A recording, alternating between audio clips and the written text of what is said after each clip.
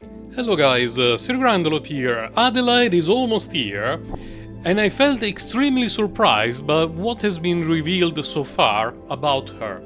For two reasons. The first one is that very often, not always, but very often, we can kinda guess what a combatant will be like based on the memory fragments that are released during that specific patch. The memory set that was released for this patch, the Starlight and Dreams set, it fits a few of the combatants that we currently have. But when I saw it at first, I thought, well, obviously Adelheid is going to be dealing with the counter-attacks, so the part of this set that buffs extra attacks is going to be good for Hidemari, the part of this set that buffs counter-attacks is going to buff her own thing. Nice. It turns out that at least in the base cards, nothing about Adelheid has to do with counterattacks, which is surprising to me, but it could mean two things. One is that the epiphanies can lead to some counterattacks shenanigans, or the next combatants are going to be dealing a lot of counterattacks damage. It's possible, both are actually very possible. I would be surprised if counterattack was a core mechanic of Adelheid, but it was all completely hidden in the card epiphanies. So I'm assuming that Tenebria or some other combatant released in the near future is going to be dealing damage via multiple counterattacks, but we shall see. The other reason why I was extremely surprised is something that I'm not 100% sure whether Smilegate wants me to mention it. So I will just say that allegedly, in a dream, I saw a kit for Adelheid that was completely different from what was released. It looked a lot like Tifera. Now, of course, it was just a dream, so I have no proof. There is nothing that I can show to you. But it was a very clear dream. And so for me the fact that the memory set fragment doesn't seem to fit Adelheid, and my dream, my alleged dream for legal reasons, does not match Adelheid as well, completely bamboozled me when we saw her card. Speaking of which, let's go to check out her cards, because there is some quite interesting stuff. I want to start with the basic cards because they broke my heart. Unless there is some secret illegal tech in her epiphanies, these three basic cards that provide damage and shield and nothing else are probably going to be removed. The art is so beautiful! I cannot believe they cooked this hard for cards that we're going to be removing basically every time that we get the opportunity. They look so pretty!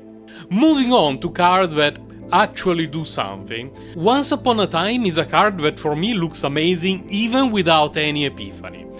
The way Blessing works is that it's a tag that is applied to cards, and when you play a card with the Blessing tag, in addition to the effect of a card, you get shield retain and damage reduction. The amounts are not mentioned, but it's all free stuff. Think about playing Rainsword from Hidemari, and in addition to the effect of Rainsword, you get a bit of shield, a bit of damage reduction and shield retain.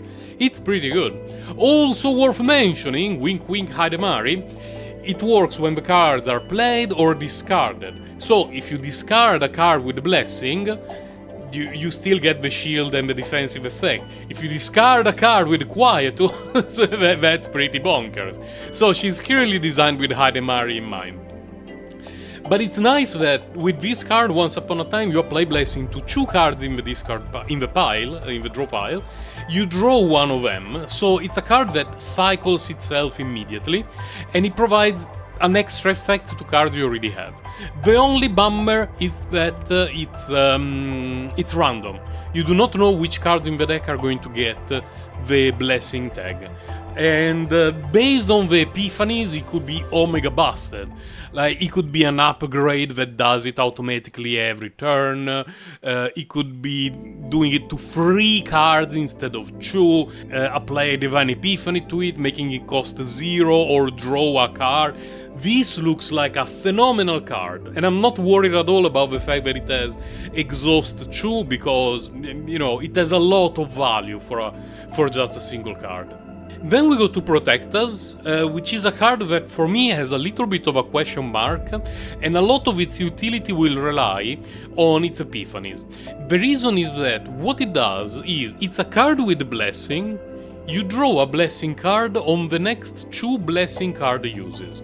A thing that we will only find out on the proper showcase or when Adelheid is released is, does the effect of the card trigger when you play it, itself? Because it has the Blessing tag. In my head, it should work. But there are a lot of things in Chaos Zero Nightmare that in my head should work one way, and then they completely do not.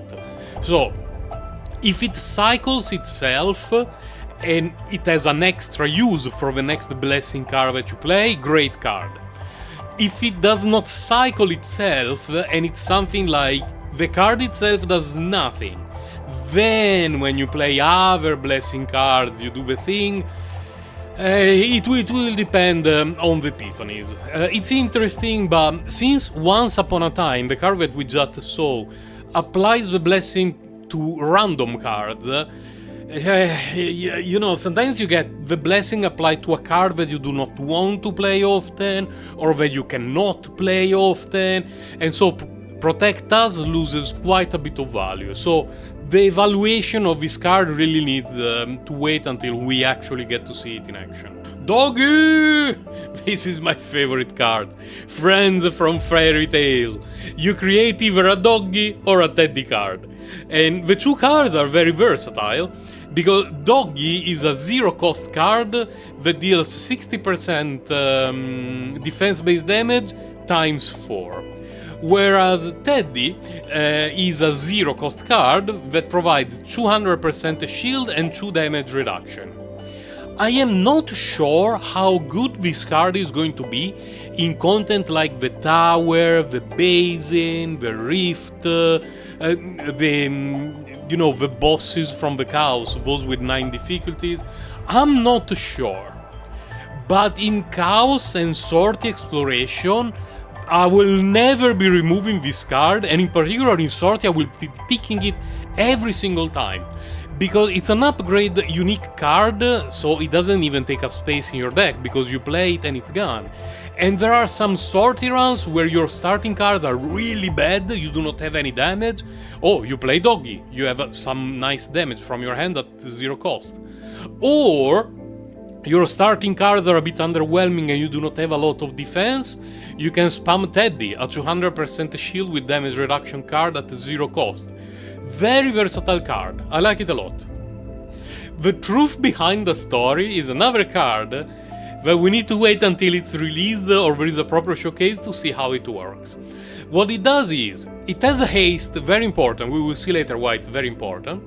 It has some base damage, defense-based damage, 200%, plus 100% damage taken by the target for 1 turn. Now, hold on a moment, hold on a second.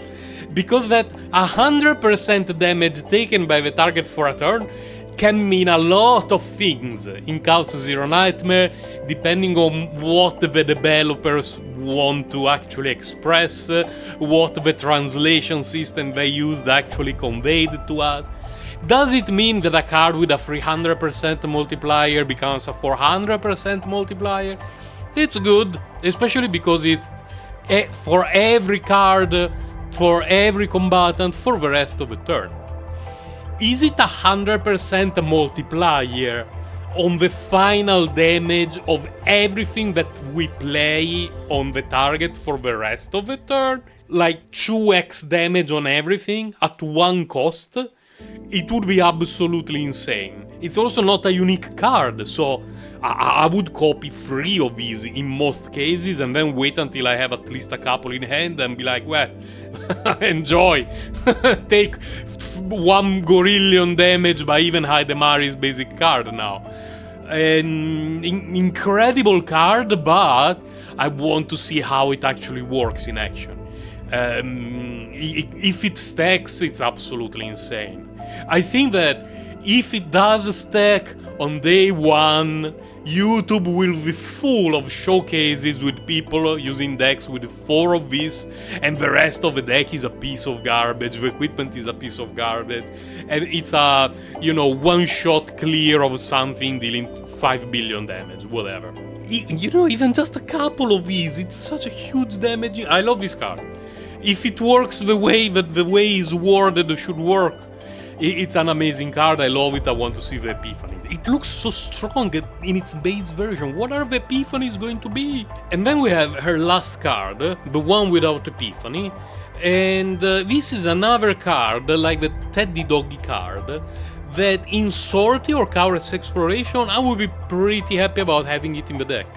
Because it's a unique, it's an upgrade card. 200% shield, 25% shield retain. Solid. Like, it really helps you to survive in Chaos Sortie Exploration. For Rift, I don't know, maybe having retaining on your shield is going to be really important based on the new Rift mechanics. But in general, just like the Teddy Doggy card, it looks like something that for the current endgame, like Rift, I would probably consider removing from a save file, but I would 100% carry it with me in Sortie. This is our new friend, Doggy Boy. Doggy Boy has some pretty toxic mechanics. When we play or discard a card, it increases our stress. And when we play cards and our own action count decreases, he attacks us. So, the problem to that is, when we do anything, there are bad things coming in our direction. As if that was not enough, damage dealt to it is greatly reduced, but if we exit Mental Breakdown, this negative effect is removed and we can deal proper damage to it. So what we want to do against this enemy, at least from the way the developers described it, is we want to play a bunch of cards to go into Mental Breakdown mode, we want to exit it. At this point, we can attack Doggy Boy and deal proper damage to it. Now, we don't want to take too much damage, so we don't want to reduce the action count. That's when haste cards become very important. I do not have any save file on any of my characters that was focused on haste cards.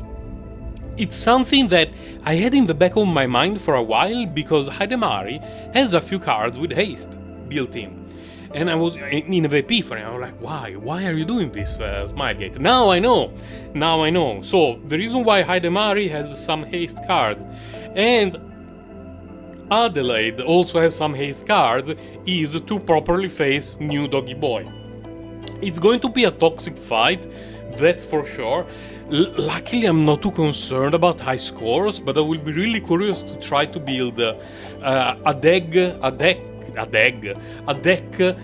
with Hidemari, Adelheid, and I don't know who the last combatant might be, based for the most part on haste cards, just to, mitigate the negative effects that Doggy Boy throws at us.